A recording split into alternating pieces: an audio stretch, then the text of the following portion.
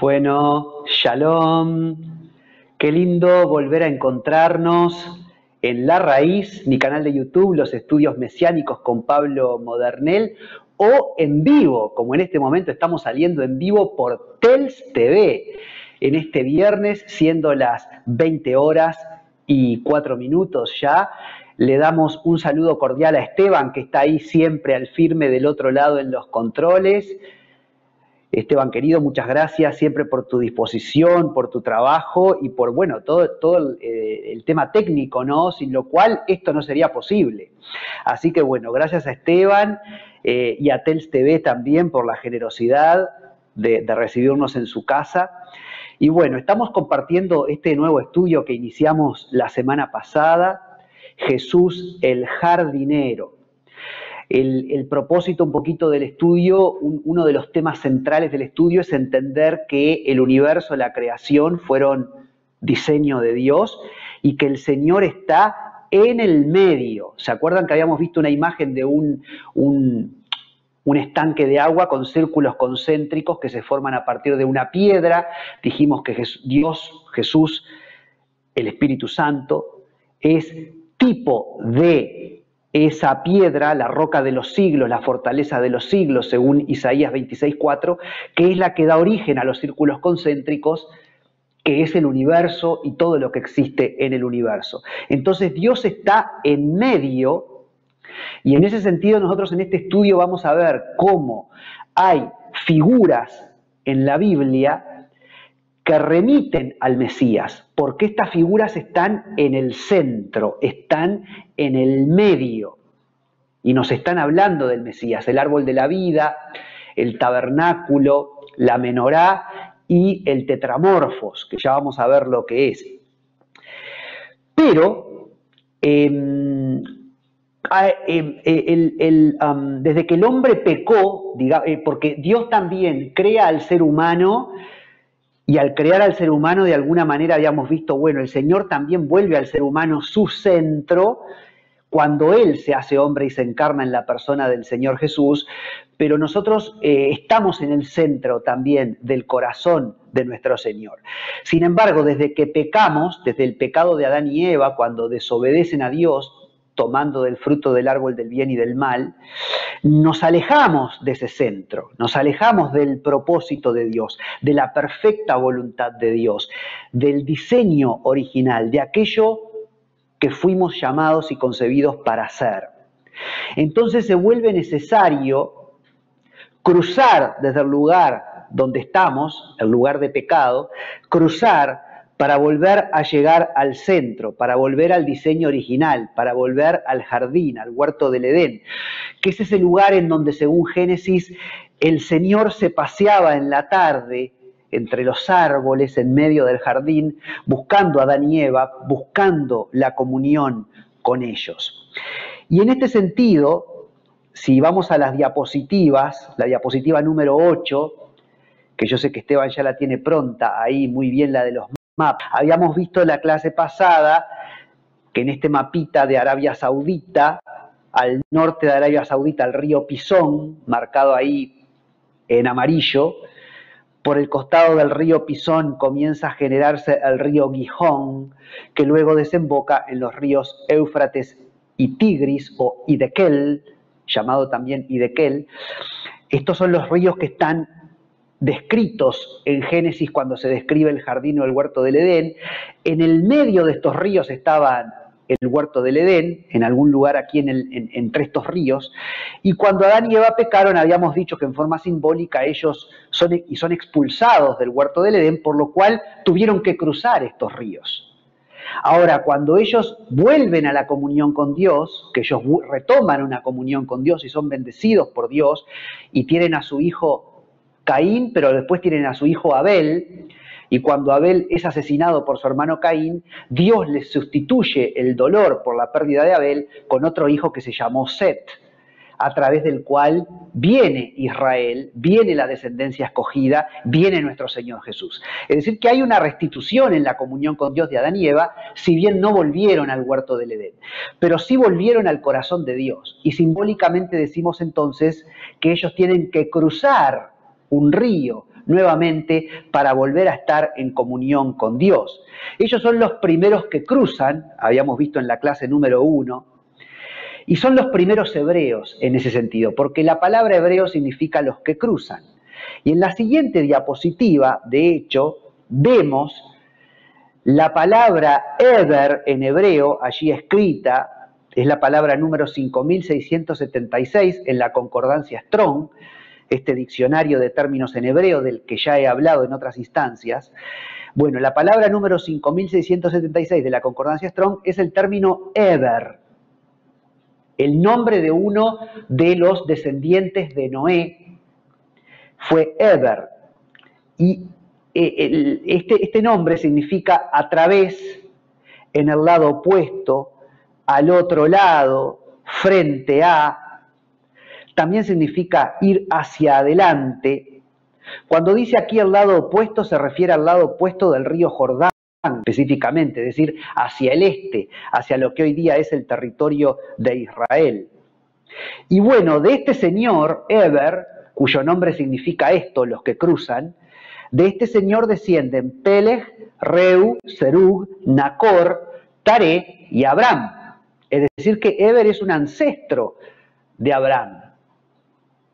Cruzar, ir al otro lado, moverse hacia adelante, es un paso de fe que requiere arrepentimiento, como el arrepentimiento que experimentaron Adán y Eva luego de haber pecado. Y por eso decimos que ellos tuvieron que cruzar un río para volver al encuentro con el Señor. El que cruza no es solo el que cruza por fe, el que cruza es el que se arrepiente. Por eso cruza, hace teshuvá. Es quien reconoce su necesidad de Dios, quien no es soberbio. Y Adán y Eva precisamente experimentaron esto. Ellos tuvieron que cruzar. Ahora, podés volver a mí, Esteban, un instante, y no es es decir, en algún momento, si tengo tiempo, lo voy a hacer.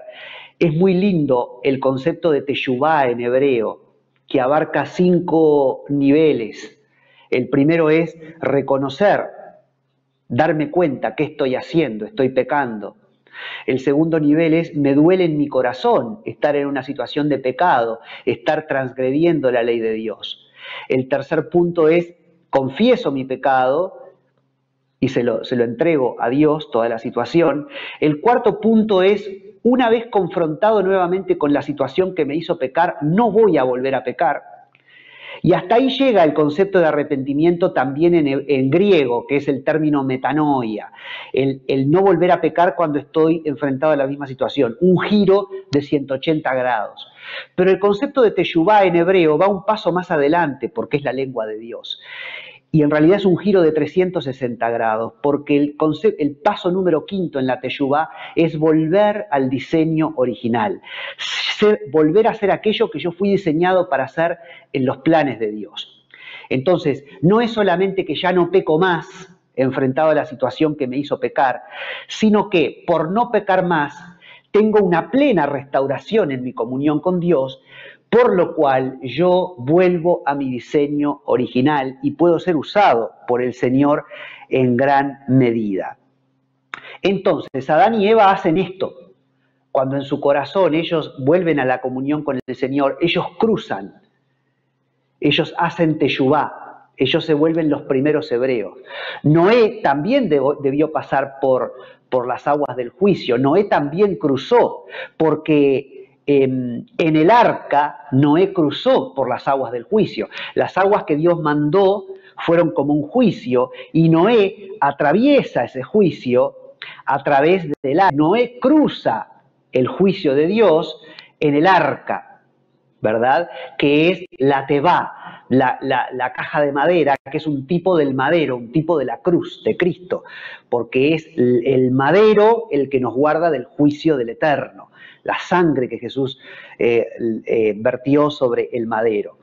2000 años después de Noé, Abraham fue llamado de Ur de los Caldeos y Abraham también se vuelve una persona, un hebreo, un descendiente de Eber, uno que cruza, porque Dios lo llama a Abraham desde aquella tierra que era Ur de los Caldeos, que era como Nueva York o Londres o París hoy día, un centro cosmopolita donde se movía el mundo antiguo, una gran civilización, y el Señor lo llama a cruzar, a dejar todo eso y a irse con su parentela a un desierto.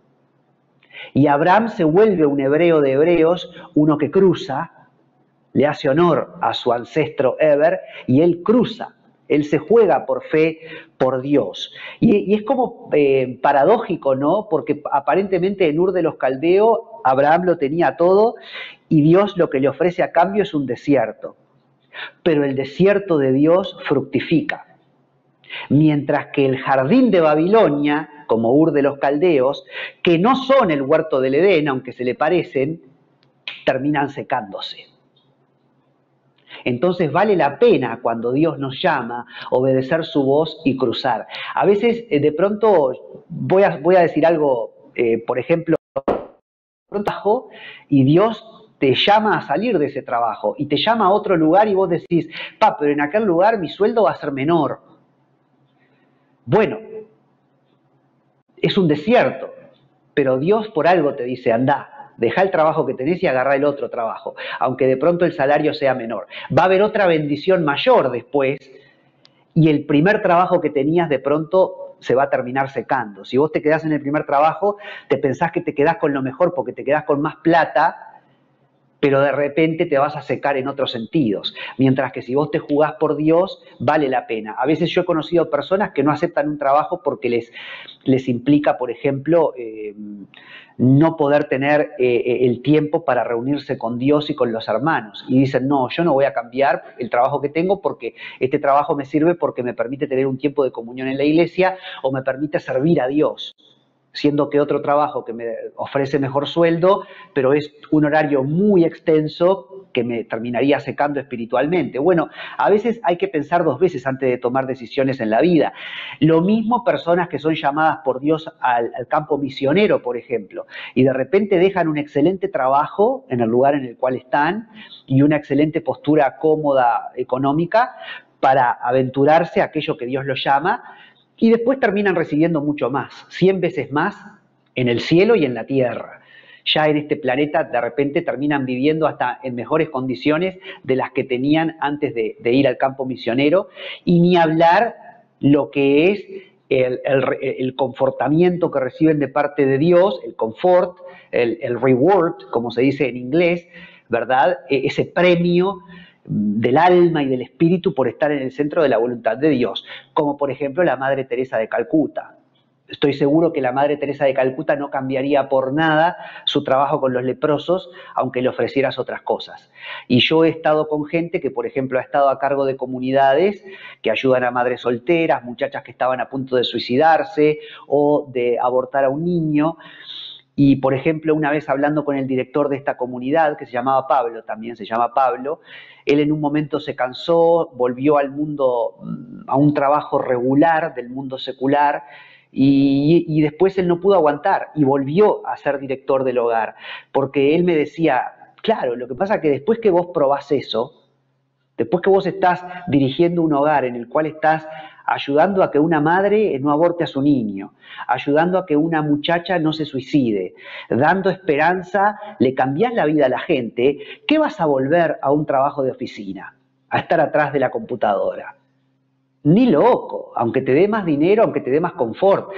Lo otro te llena, te satisface, así es Dios. Entonces, cuando Dios nos da un llamado, cuando Dios nos llama, como lo llamó Abraham, vale la pena, aunque lo que Él nos presente en apariencia sea un desierto, hay que jugarse, hay que salir, hay que ser un hebreo, hay que cruzar ese río. Y Abraham lo cruzó y le valió. Después vamos a ver unas fotos muy interesantes, pensando en esto de que a veces el jardín de Babilonia se seca, ¿no? O el jardín de Ur de los Caldeos se secan. Los jardines colgantes de Babilonia fueron una de las maravillas del mundo antiguo y hoy no existen más. Y sin embargo Israel, la tierra que fluye leche y miel, a la que Dios llamó a Abraham, ha fructificado, los judíos han hecho florecer el desierto, literalmente, y es una tierra maravillosa y gloriosa. Y donde estos jardines colgantes de Babilonia, que es en la zona de Irak, no hay nada sino un desierto.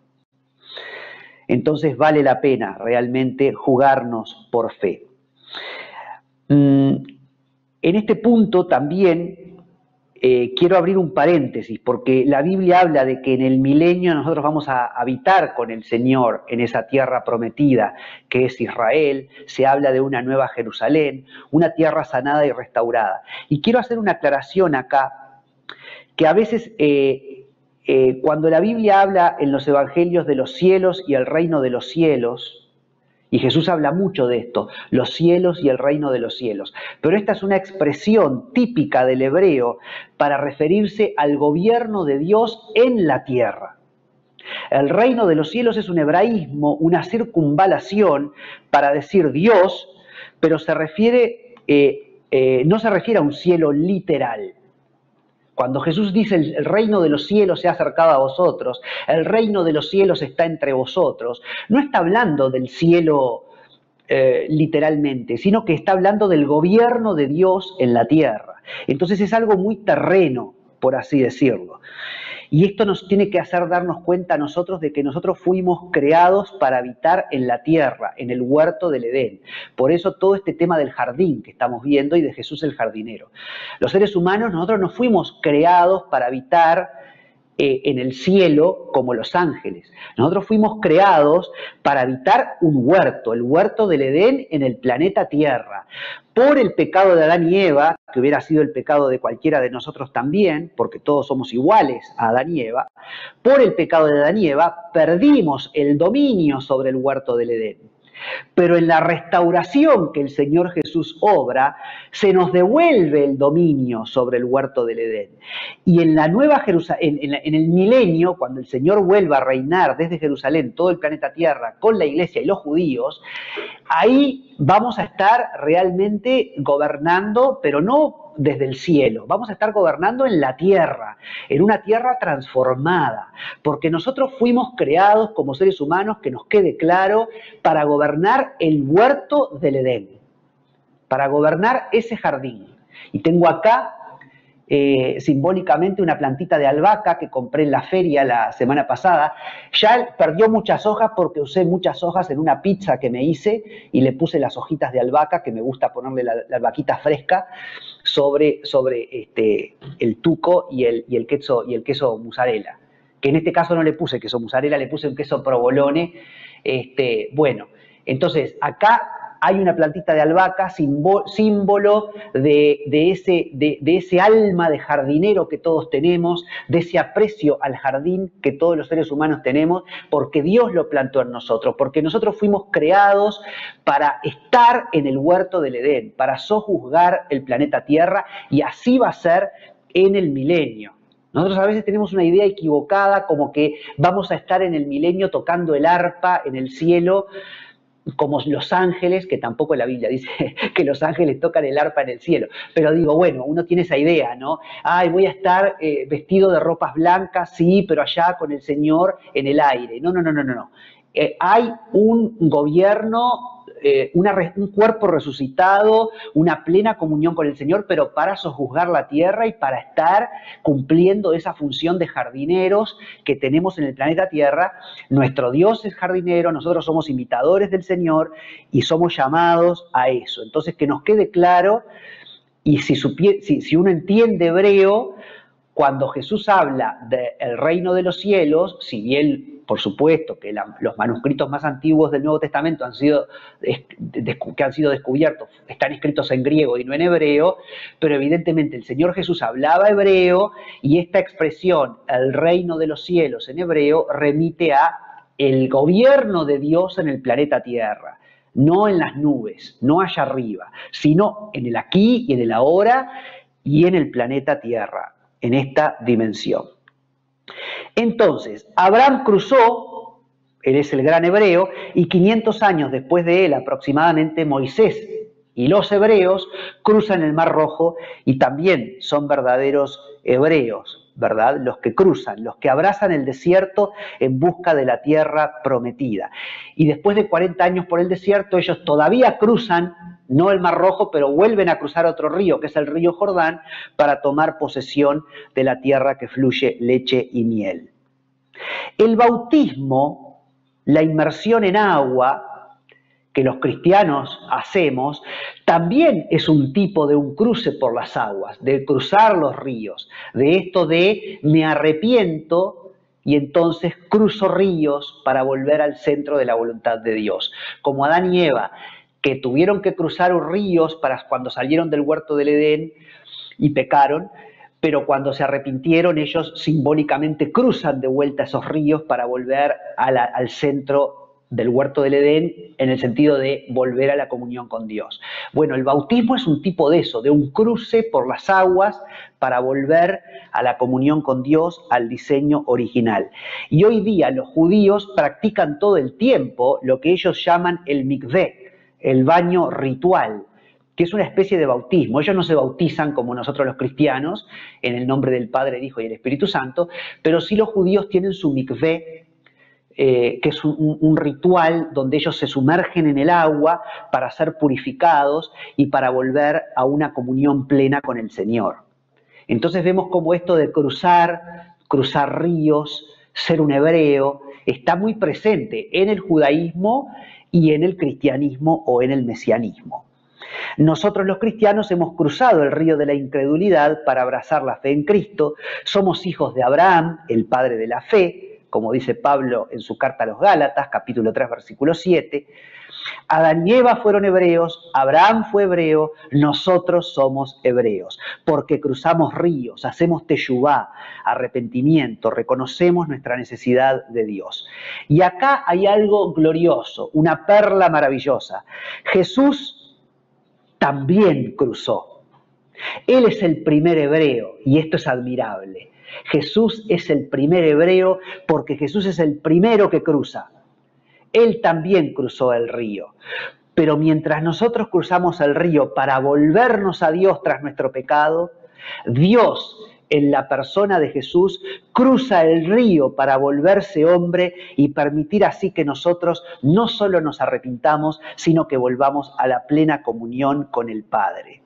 Jesús literalmente cruzó los cielos y abandonó la gloria que tenía junto al Padre, según él mismo lo dice en el Evangelio de Juan, capítulo 17, versículo 5, se despojó a sí mismo, en las palabras del apóstol Pablo, capítulo 2, versículo 7, no le importó, por amor.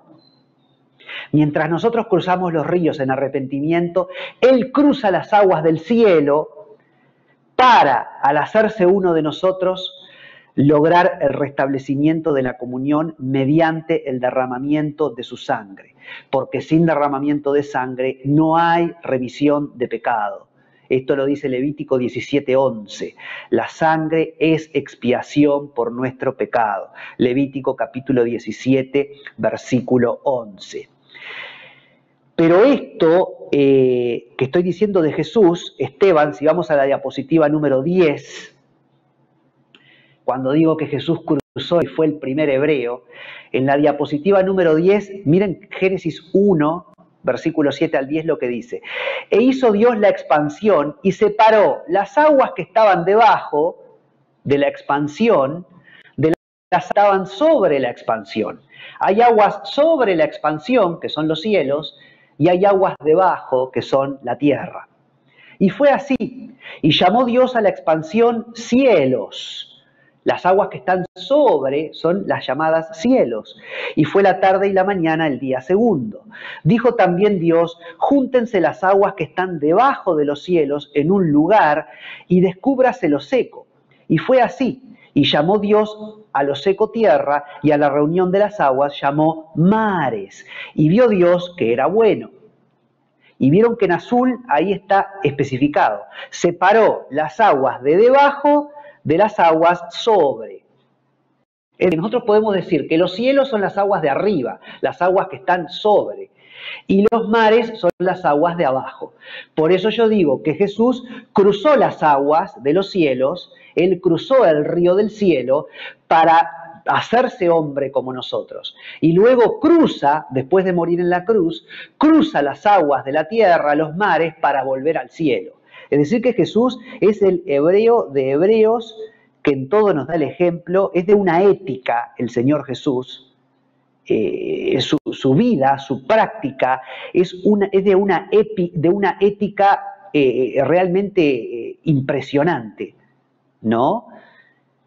Jesús cruzó, no hay palabras para describir su ética, ese gesto que es el epítome del amor. Dios es amor. Ahora, vamos a la siguiente diapositiva, Esteban, y atención con esto. Porque hay un huerto del Edén al que debemos nosotros volver, cruzar ese río en arrepentimiento para volver al centro de la voluntad de Dios, a ese huerto bendito que tiene que ver con el diseño, con aquello para lo que nosotros fuimos creados y por lo tanto con nuestra felicidad. Y no solo Dios habita allí, sino que al volver nosotros ahí, volvemos a nuestra plenitud de vida. Ahora, así como hay un Dios jardinero, hay un imitador que es Satanás. Y aquí en esta figura, en esta pintura, podemos advertir un huerto, un jardín. Miren qué rico lo que pensó este pintor, ¿no? Está la Torre de Babel, esto es la Torre de Babel, evidentemente, el corazón mismo de Satanás. Pero está pintada la Torre de Babel como si fuera un jardín verde, donde se ha construido el ser humano su propio jardín, su propio huerto para llegar a Dios. Y en la siguiente diapositiva tenemos otra pintura muy preciosa que nos muestra lo que podría interpretarse como los jardines colgantes de Babilonia. En la antigüedad hubo 7 maravillas, entre las cuales están las pirámides de Egipto, que es la única que aún sobrevive. Todas las demás maravillas del mundo antiguo desaparecieron. Otra de esas maravillas, además de las pirámides de Egipto, el Alejandría, la estatua del Coloso de Rodas, el mausoleo de Halicarnaso, la estatua de Zeus, el templo de Artemisa. Bueno, la otra maravilla era esta, los jardines colgantes de Babilonia, que eran espectaculares y que estaban situados en lo que hoy sería la región de Irak. Pero esos jardines colgantes de Babilonia hoy no existen más y son guarida de chacales, como dice la profecía en el Antiguo Testamento. Han sido completamente destruidos. Entonces, nosotros lo que tenemos que sacar de todo esto es que lo sorprendente es que Satanás imita. No es extraño que él haya querido hacer de su reino un jardín similar al jardín del Edén, con él como su centro. Sabiendo Satanás que Dios es el centro y está en el medio del huerto del Edén, Satanás también, que lo quiere imitar a Dios, quiere crear su propio jardín y ser él el centro. Él es el usurpador, él imita a Dios y quiere ocupar el lugar de Dios.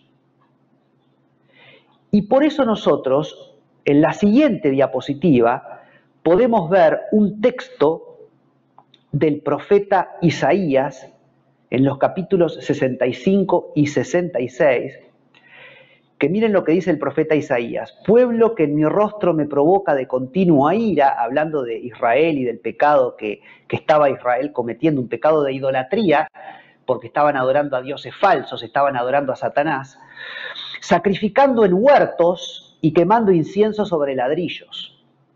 Isaías 65:3.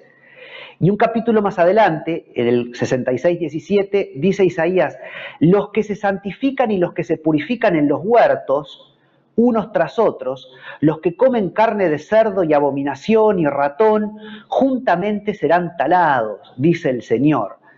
Isaías dice: los que se purifican en los huertos serán talados. Pero esto está hablando no del huerto del Edén, no del jardín en el sentido bueno, como creación de Dios, sino precisamente de la imitación satánica. La imitación satánica.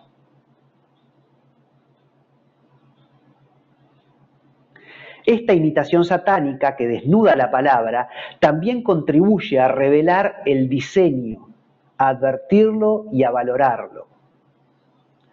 Y podés volver un poquito a mí, Esteban, antes de seguir con la siguiente diapositiva, porque quiero decir entonces que no se trata evidentemente de erradicar los jardines porque Satanás los pueda usar, Porque entonces yo puedo decir, bueno, pero si el profeta Isaías dice que el pueblo estaba cometiendo pecado en los huertos o debajo de los árboles frondosos, entonces vamos a alejarnos del concepto de jardín.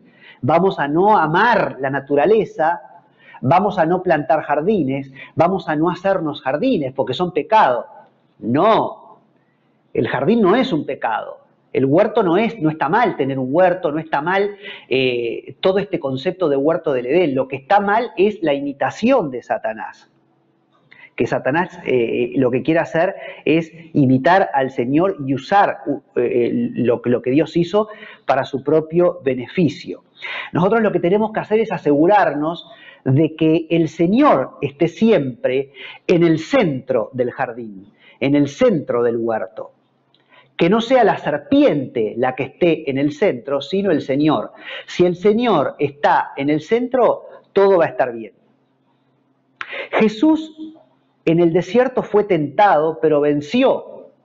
¿Por qué venció Jesús? Bueno, porque el Padre era su centro. Dios era el centro en el corazón de Jesucristo.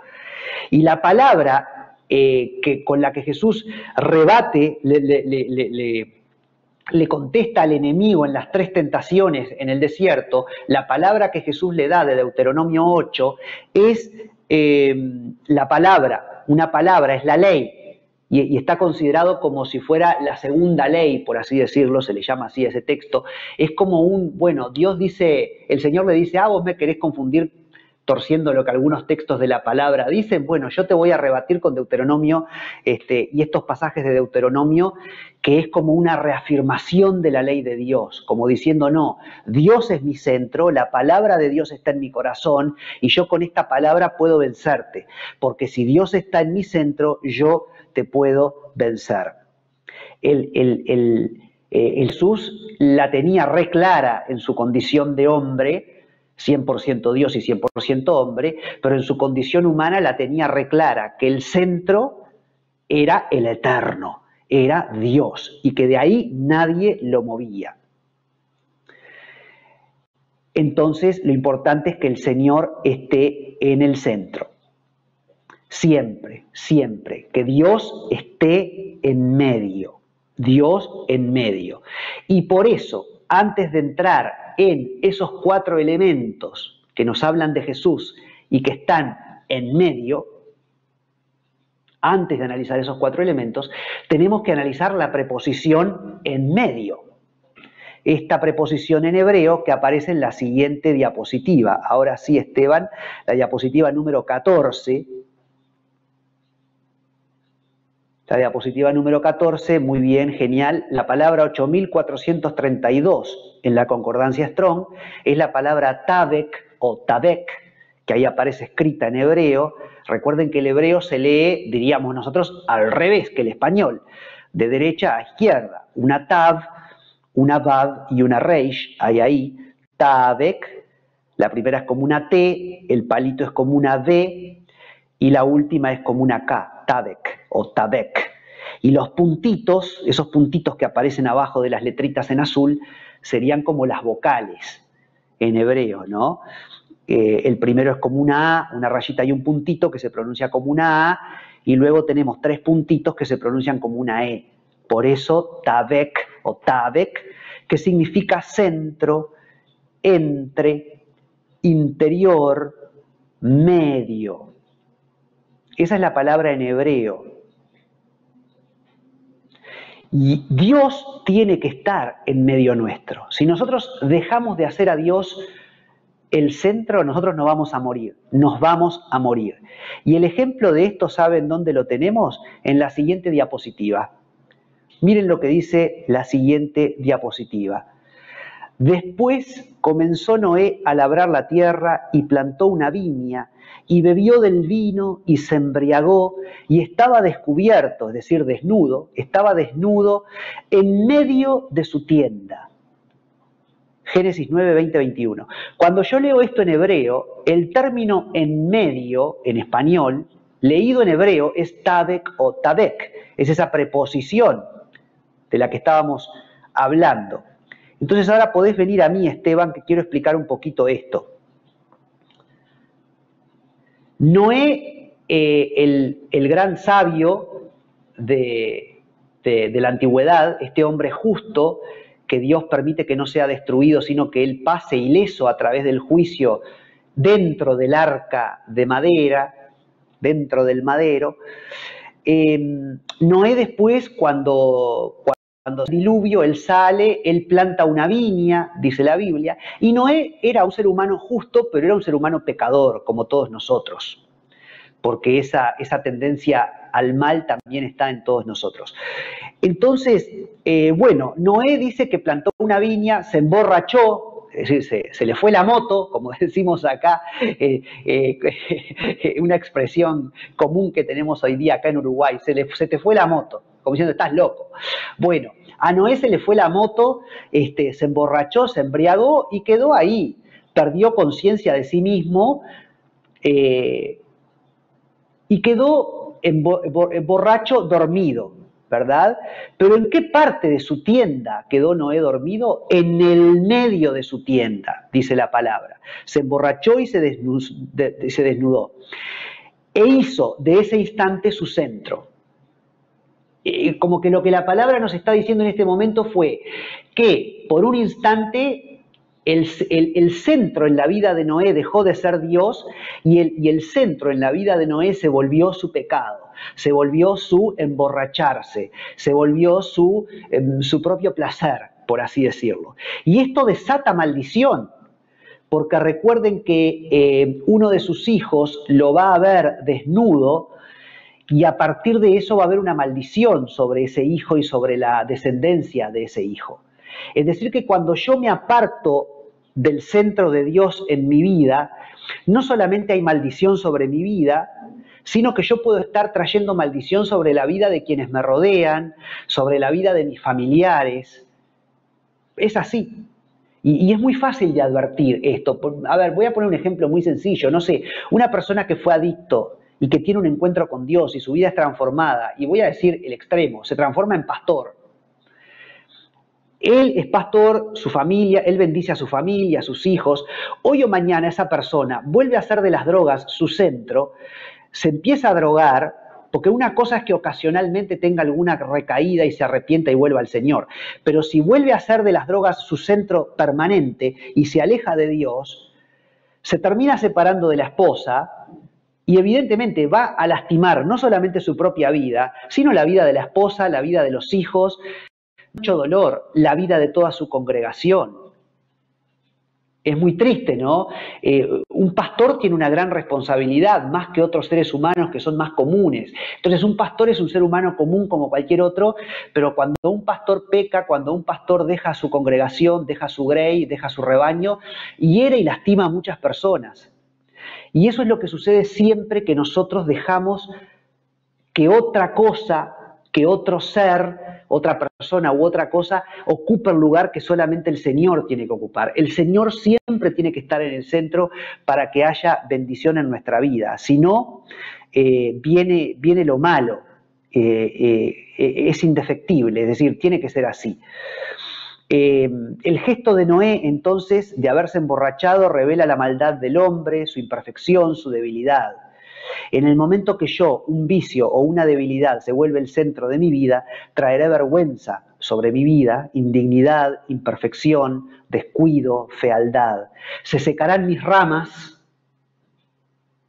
no habrá fruto, los insectos destruirán mi jardín, las zorras mis viñas, la oruga, el saltón, el revoltón y la langosta destruirán mis plantaciones. Las moscas arruinarán mi mejor perfume. La viña, el fruto de la tierra, el vino, es bendición de Dios, pero no es Dios. Los círculos concéntricos no son el centro. ¿Qué quiero decir con esto? Que en realidad la vid, el fruto de la tierra, es algo bueno. Pero cuando lo volvemos nuestro centro y cuando se vuelve tan importante que yo me voy a embriagar y me voy a emborrachar de tanto vino que voy a tomar, entonces ese fruto de la tierra deja de ser bueno. Porque ni siquiera lo que es creación de Dios en exceso es bueno. Solamente el Señor es lo que nunca nos va a hacer de más en exceso, digamos, ¿no? Y ahí hay que diferenciar entre lo que es la bendición de Dios y Dios mismo. Porque también a veces puede suceder que algo que es bueno porque es creación de Dios, pero si yo vuelvo a eso mi centro y me olvido de Dios, eso tampoco es bueno. Y esto sucede también muchas veces con los ministerios. A veces una persona que tiene un ministerio, un pastor, hace de su ministerio el centro de su vida. Y el ministerio es una parte muy importante de tu vida, es una parte medular, tu iglesia, tu congregación, pero el centro en realidad tiene que ser Dios, no la congregación, porque si el centro es tu congregación, en un momento te vas a cansar, te vas a saturar, porque vos no vas a estar bebiendo de la fuente que es el Señor, sino que vas a estar solamente preocupado por la congregación, por los problemas de la gente, por la situación, por tener todas las semanas una palabra para dar en el púlpito, y te podés ir secando, porque volviste a la congregación tu centro. No, el centro no es lo malo, pero tampoco el centro son las cosas buenas que Dios ha creado. El centro es Dios, la persona de Dios, y solo la persona de Dios. Cualquier otra cosa, aunque sea buena, que ocupe ese lugar, te va a terminar alejando de Dios, y por lo tanto va a terminar trayendo dolor sobre tu vida, vas a ser traspasado de muchos dolores. Esto sucedió también con Adán y Eva, porque si nosotros vamos a la siguiente diapositiva, la diapositiva número 16, dice que Adán y Eva, en Génesis 3, versículo 8, oyeron la voz del Señor que se paseaba en el huerto al aire del día, y el hombre y su mujer se escondieron de la presencia del Señor entre los árboles del huerto. Atención, entre los árboles del huerto. Y cuando yo voy al original hebreo, encuentro de vuelta la preposición tabek o tabek, traducida como entre en el texto en español. Es decir, que Adán y Eva hicieron en ese momento de los árboles del huerto, que eran creación de Dios, su centro, y se escondieron ahí de su pecado. El Señor en ese momento dejó de ser el centro de Adán y Eva. Los otros árboles se volvieron en el centro de Adán y Eva. Adán y Eva en ese momento de pecado no se cubrieron con el Señor, se cubrieron con lo creado por el Señor. Su pecado, la vergüenza, se convirtió en su centro. No fueron a Dios a pedir perdón. Por el contrario, hicieron a Dios a un lado, lo desecharon, la comunión se cortó. Y a partir de ese momento el pecado se volvió nuestro centro, el de toda la raza humana, por así decirlo, ¿no? Y para eso vino Jesús, para quitar de en medio al pecado, al usurpador, y volverse Él nuestro centro una vez más. Como lo expresa Pablo en la siguiente diapositiva. El apóstol Pablo, en la siguiente diapositiva, la número 17, dice: anulando el acta de los decretos que había contra nosotros, que nos era contraria, quitándola de en medio, quitándola del tabek o tabek en hebreo, el acta que había contra nosotros que nos condenaba, cuando Jesús viene a morir en la cruz, quita esa acta condenatoria de en medio, porque esa acta, el pecado se había vuelto nuestro centro. Y cuando el Señor viene, Él remueve al pecado del centro de la vida del hombre y lo clava en la cruz, clavando la acta en la cruz. Y despojando a los principados y a las potestades, los exhibió públicamente, es decir, los humilló, triunfando sobre ellos en la cruz. ¡Aleluya! Glorioso pasaje de Colosenses 2, 14 y 15. El Señor quita de en medio el pecado. Él se hace pecado colocándose en el medio porque nosotros habíamos vuelto al pecado en nuestro centro. Pero cuando el Señor se vuelve pecado, el Señor vuelve a ser nuestro centro y nos limpia y nos libera, evidentemente, del pecado. Fue conociendo la incapacidad nuestra que Dios proveyó desde siempre ese medio de salvación. El Señor Jesús se provee Se proveyó a sí mismo en realidad, se hizo hombre en la persona de nuestro Señor Jesucristo. Y esta figura de Jesucristo, esto es glorioso porque una cosa va concatenada con la otra. Podemos pasar a la siguiente diapositiva. Esto está en Génesis. Entonces alzó Abraham sus ojos cuando iba a sacrificar a su hijo Isaac, porque Dios se lo había ordenado.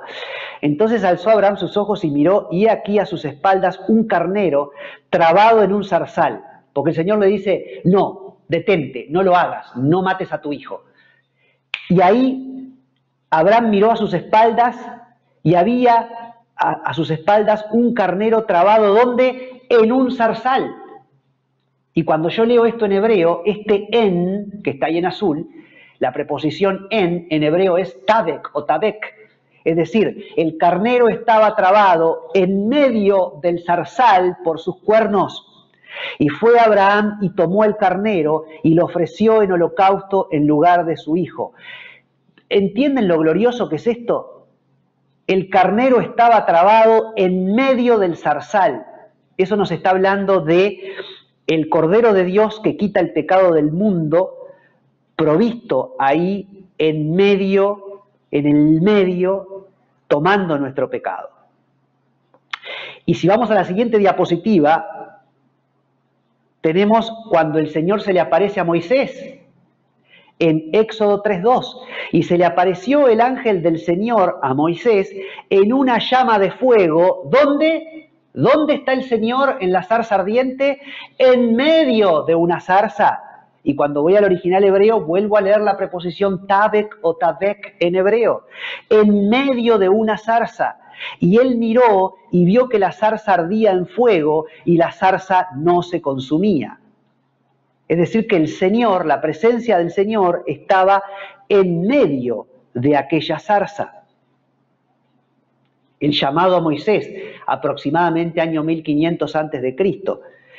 Pero si vamos a la siguiente diapositiva, nos vamos 500 años antes, año 2000 antes de Cristo, el pacto de Dios con Abraham. Miren qué glorioso lo que dice Génesis 15, versículo 17, en dos versiones. La versión Dios habla hoy y la versión Reina Valera.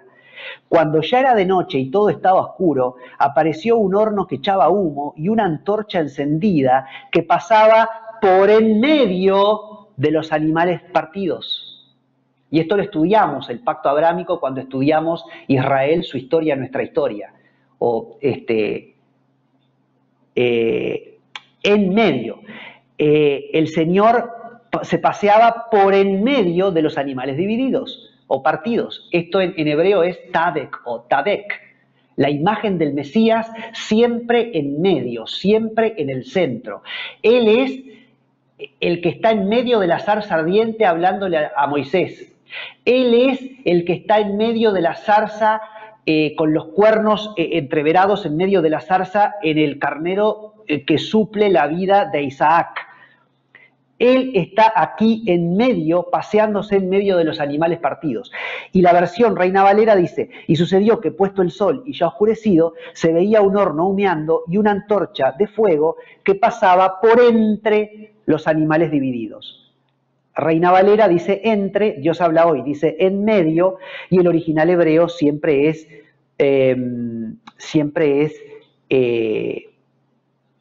tabek o tabek, como hemos visto.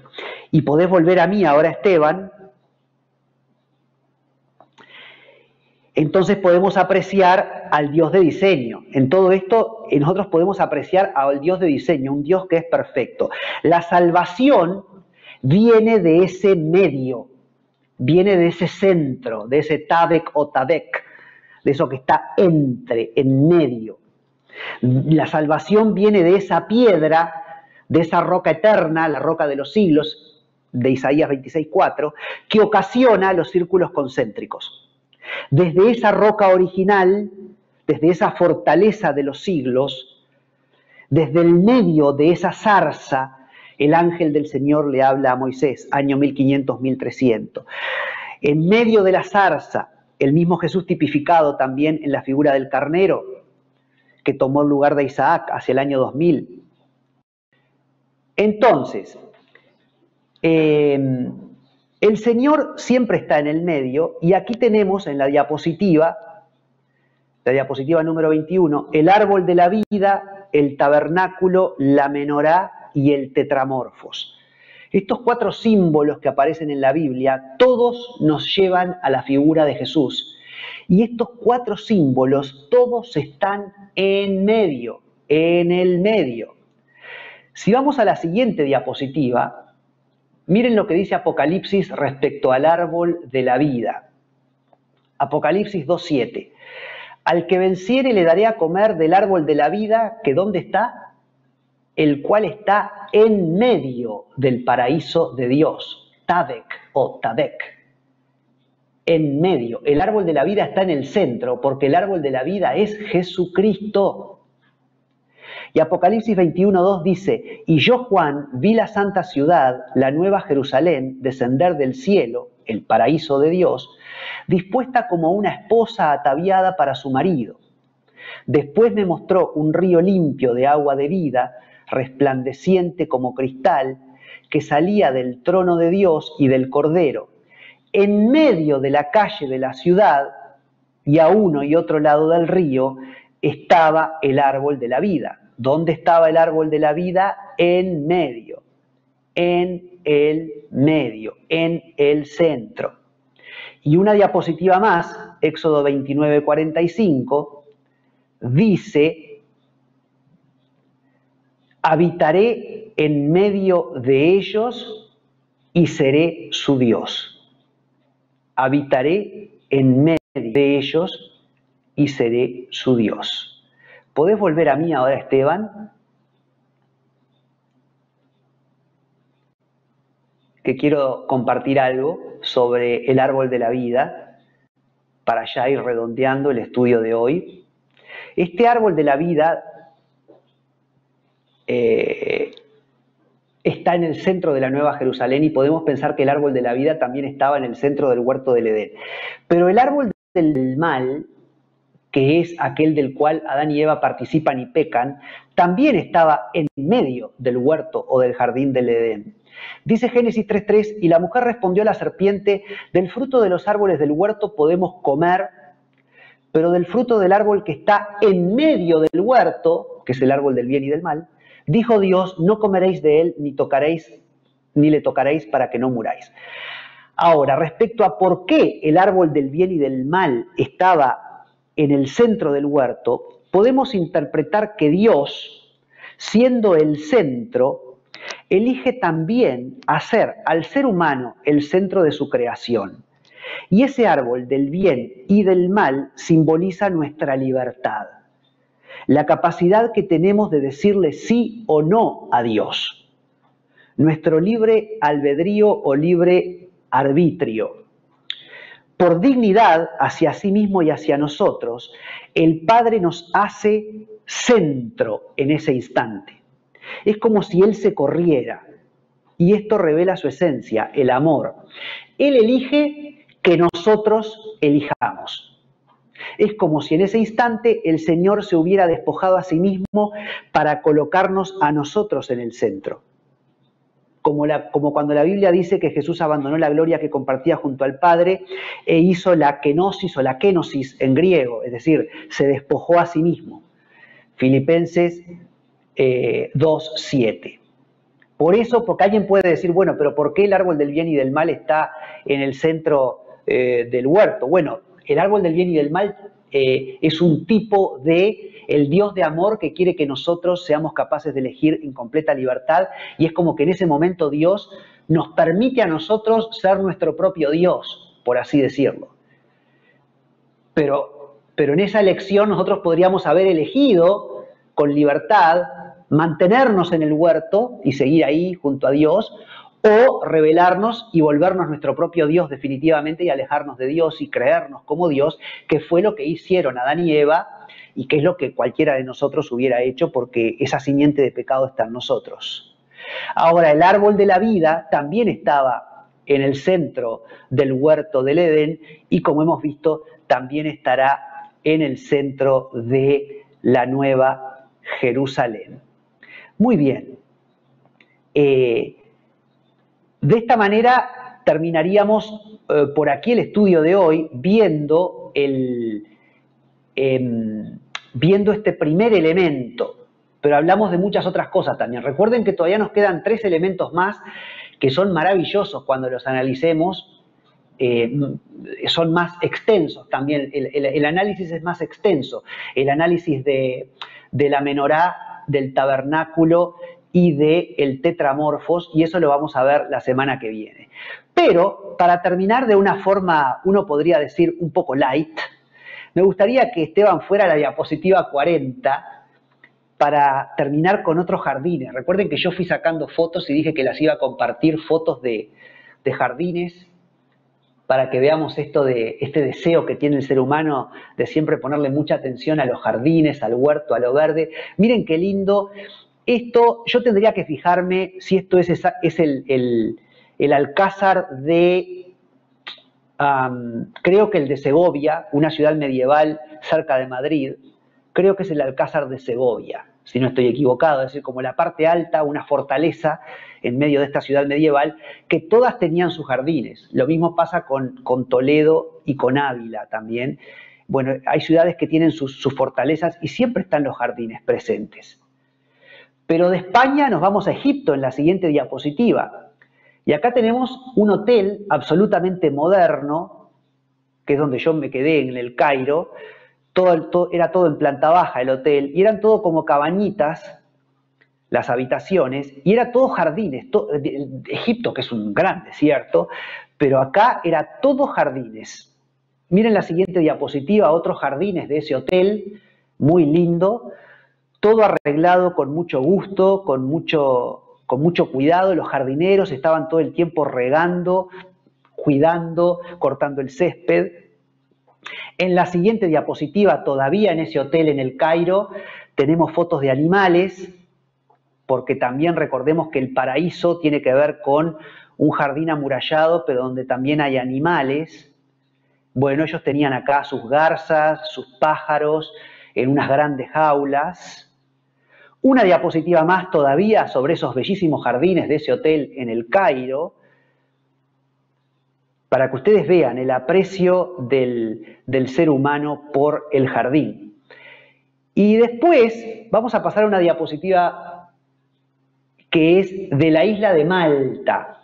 Estos son los jardines San Antonio en la isla de Malta, que fue la isla a la que el apóstol Pablo llega y es la primera nación evangelizada de Europa. Y esta isla está completamente dedicada al apóstol Pablo. Y había un pintor ese día en los jardines San Antonio de la isla de Malta, y me parece hermoso esto, ¿no? El huerto, como el huerto del Edén, y el hombre ahí. Bueno, así va a ser en el milenio. El ser humano va a estar ahí en esa plena restauración del jardín. La siguiente diapositiva todavía es otra foto de los jardines San Antonio en la isla de Malta, que es una isla que tiene falta de agua y sin embargo tiene este precioso jardín en un estado muy glorioso. Y una diapositiva más todavía es los jardines San Antonio en Malta, ya ahí con una construcción arquitectónica del ser humano. Así que bueno, podés volver a mí ahora, Esteban, y ahora sí me voy despidiendo entonces por hoy. Ha sido un gusto estar con ustedes y bueno, los espero la semana que viene para seguir avanzando en este estudio de Jesús el jardinero.